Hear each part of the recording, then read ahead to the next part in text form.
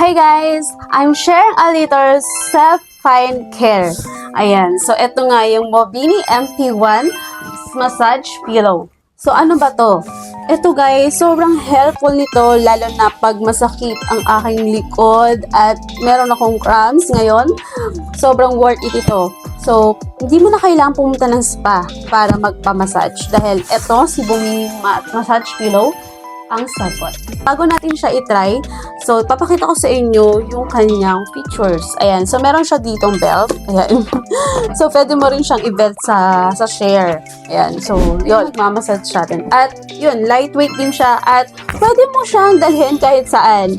So pag nagta-travel ka, pwede mo siyang dalhin. Diba, napaka-worth it. Dito naman sa side niya, ayan, sa side nito, ito siya sinacharge. Ayan. Type-C nga pala siya. May kasama na rin naman siyang cable. Tapos, dito, ayan, so may on. Dito yung on niya. Tapos, meron siya dito mga, ayan, may mga effects. May mga heat compressed. Ayan. May heat compressed din siya. Ayun, sobrang useful niya ngayon sa akin. Dahil nga, yun nga, may cramps ako today. Ayan, so yun, try na natin siya. Ayan, ito siya guys. Minutes pala yung ano nito, yung pinaka-timer niya. Pero, ayun, para kang naka 1 hour sa spa.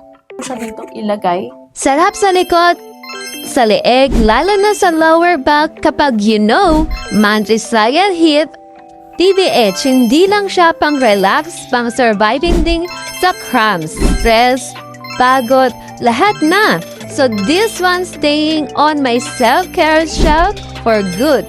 You deserve this kind of peace even for just 10 minutes. Because healing doesn't have to be loud. Namang kung gusto mo rin ito ay ilalagay ko na lang ang link dito sa yellow basket. Ayun lang.